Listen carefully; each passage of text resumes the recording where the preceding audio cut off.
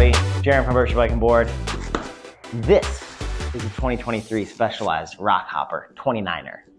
And that is a 1984 Specialized Rockhopper something. Why are both of these bikes here? What I really wanted to do is talk a little bit about the history of the Rockhopper, how it came to be, and how we've gotten to where we are today. So we're gonna start from the beginning. Late 60s, there's a guy, Mike Sinyard. He's into bikes. He's a hippie. He's in California. He's curious. He's trying to figure out what he wants to do with the world. So what does he do? He takes a leap of faith. He sells his VW bus, you know, the iconic California VW bus.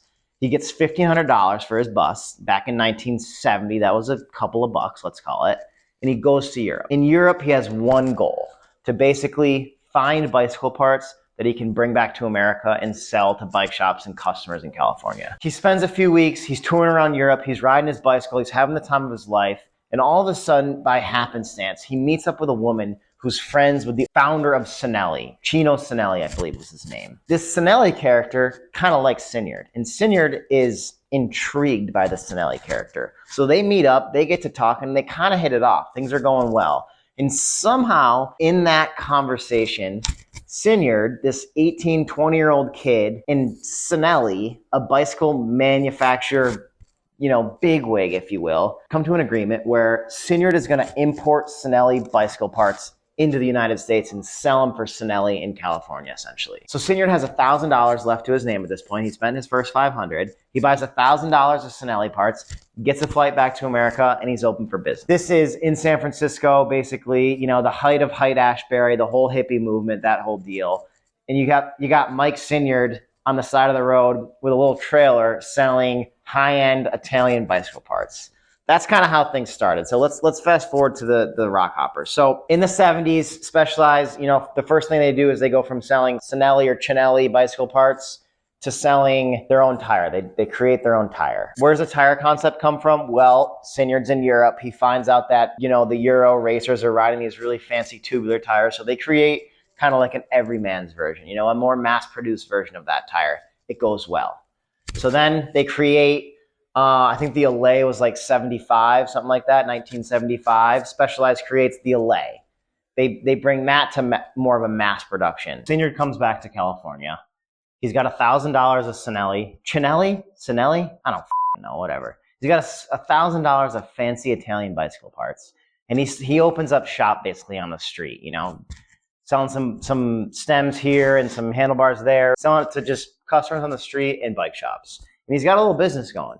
He meets up with this guy, Tim Meehan, who's kind of a design type guy. And they decide that, you know, in Europe, there's these fancy tubular tires. They decide that they want to make their own tire for more of the mass market consumer in America. So they make their own tire called the Specialized Touring Tire, Tyre. That takes off like crazy. So now they got a little bit of confidence. The ball is rolling, if you will, and they decide, let's build a bicycle. So they launched the Specialized Allay to great reviews. And during this time, this is now towards the later 70s, mountain biking is starting to take off in a very niche-y kind of counterculture type of way. You know, it's happening only in California. Guys like Tom Ritchie are building up custom steel frames that are super expensive and kind of exclusive.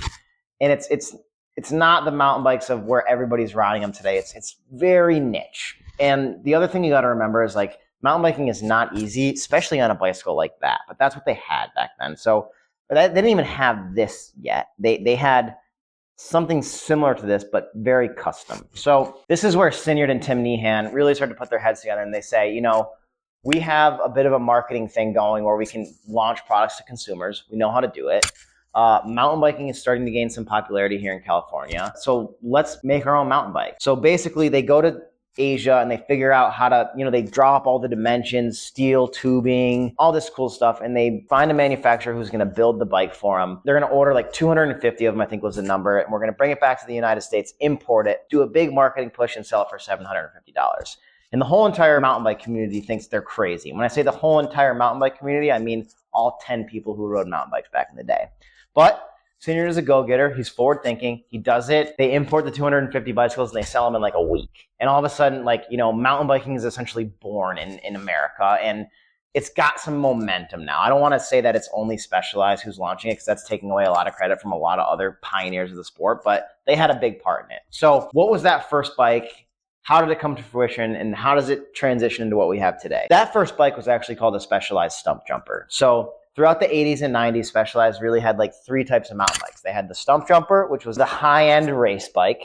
Believe it or not, that is a Stump Jumper from 84 or 86, I believe. So that was a high-end race mountain bike 40 years ago. No, I wasn't around when that bike was built. So yeah, Stump Jumper at the top, Rockhopper in the middle of the line, and then the Hard Rock was more of like your entry level, good for anyone bicycle. And that carried along most of the way through the 90s until bikes like the FSR and stuff like that started to get launched. And the Stump Jumper came in to be what the Stump Jumper is today, which is a full suspension trail mountain bike. And that brings us fully back to what's in front of me right now, which is a 2023 Specialized Rockhopper, which is why we're filming this video, because I want to talk about it. A couple things about this bike, and I'm going to try to contrast new versus old as I go through certain parts of this bike. So this bike has an aluminum frame. Why do bike manufacturers use aluminum frames or make frames out of aluminum these days? One, it's cheaper. Two, it's lighter, and that really matters to the consumer. Customers come into a bike shop and they go like this. That's all they do. And they're like, yeah, that one looks pretty good. I'm dumbing it down a little bit, but it's a huge part of like the sales process on the floor. So manufacturers are constantly trying to make things lighter. This bike from the 80s is made out of steel. They've come in more and more into popularity over the last 5 years or so because people are taking bikes like this. They're putting big fat tires on them, more comfortable handlebars, and they're using them to do like overland and bike packing stuff because at the end of the day, they're really good at it. It's crazy to believe that this is like a $500 bike, give or take these days, and the cables are routed through the frame. Gone are the days of cables and stuff like that hanging off your frame. And I'm not gonna say that like occasionally for nostalgia's sake, I don't like that, but the fact that you can buy a $500 mountain bike and have the cables run through the frame to your dropper post, if you decide to put a dropper post on it, is pretty cool. It's kind of like the Formula One thing in the car industry where like Formula One pioneers super off the front high-end technology, and then 3 years later, it's like in your Toyota Camry. So yeah, same thing in the bike world. Sizing on a bike like this. Well, I'll start here. 80s version. Couple sizes, small, medium, and large. All the bikes came with 26-inch tires. Not a lot of thought going into like how the body fits and feels on the bicycle. More so like, here's the bike, ride it. You know, these bikes have higher bottom brackets, steeper top tube angles, like way less rake on the fork. They're kind of like this. They're uncomfortable, and they're not made for going. They were made for mountain biking back then, but to think how fast they went on bikes like this compared to what we have now is like night and day. I will do a speed test at some point. Versus a bike like this, a new Rockhopper. I mean, you can see just by looking at it, like the top tube is sloped so far down. The bottom bracket is lower. The rear end is shorter. The fork is raked out. What does all that do? Builds confidence for the rider, right? It adds a lot of confidence to the ride quality, helps you get over stuff that you would be scared to death to do on that bike. Beyond that, with the sizing, Specialized does something pretty cool that now kind of everybody in the industry is doing, which is that, your extra small and your small mountain bikes come with a 26-inch tire. Again, confidence inspiring. Your smalls, your mediums of the bike world are coming with like 27.5 tire, so a little bit bigger wheel, a little bit bigger circumference. Large and extra large bikes are coming spec'd with a 29-inch tire. So it's kind of like true to size wheels spec'd with the frame size, which is cool. That's a rigid bike, right? No rear shock, obviously, and no front shock as well, whereas this bike has suspension. And, when riding on a bike path or something like that, which this bike is totally capable to do, it's not that noticeable. But once you get into even like a soft trail in the woods, the suspension is such a game changer. Even an entry-level fork like this that has like a simple lockout, this bike is really designed for kids or like entry-level riders, but a lot of kids buy them.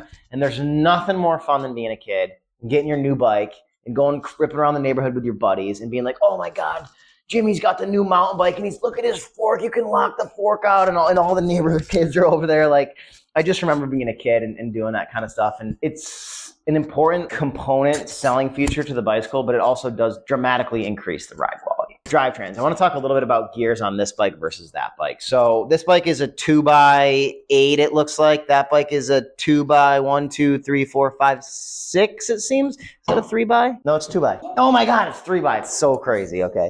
It is a 3x. This bike has a clutched rear derailleur. Clutched rear derailleur basically means that when you're going over bumps, your rear derailleur continues to apply back pressure on the chain so that your chain isn't slapping up and down your frame all the time and it stays on your bike. This bike is got a 3x, I gotta count them, 1, 2, 3, 4, 5, 3x5. So 15 speeds, 3x5. It's just the OG, and it's got a friction shifter. And you know, there's nothing like riding a bike and shifting your gear lever and your gear lever talking back to you saying, are you sure? You know, you gotta like kind of work it in to get it in there. But when it does shift, you certainly know it because the spaces between each gear are huge on a bike like this versus a bike like this. It's like boom, boom, boom, boom, boom. You barely notice. Things are smoother. These bikes are 40 years apart. In the grand scheme of things, the drivetrains are essentially the same. They're still derailleur, front and rear. It's still a chain on a cassette. Like, we haven't come that far. We've just like continually refined things over time. Let's talk about brakes real quick. So these are like some old school cantilever brakes. These are new cable actuated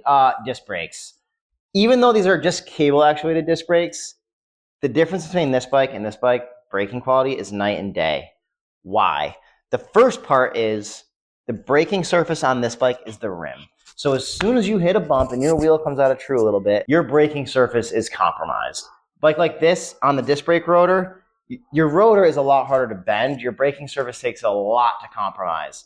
Beyond that, because your braking surface isn't your actual wheel, these pads can really clamp on a lot harder and be like a little almost more corrosive. Is not a good way to put it, but they can clamp harder because they're not so worried about wearing down the surface of the wheel. So brakes on this thing, night and day. You want disc brakes on your bicycle nowadays. That is a Specialized Rockhopper of then and now. It's a staple in every single family's garage. You know, we've all been around these bikes growing up. It's an icon, which is kind of cool, and it was fun to like go back into a little bit of the history and look up how the bike came to be. This is where we started. This is where we are now. In this family of bikes, they're not that different, but we got to remember that this is still kind of your bread and butter entry-level mountain bike, just for getting somebody on a bike for the first time. And beyond that, it goes from there. So if you like this kind of content, if this is interesting to you and you want us to keep making more of it, give us a thumbs up, subscribe, and like I always say, round up for distance, round down for time. Thanks for watching.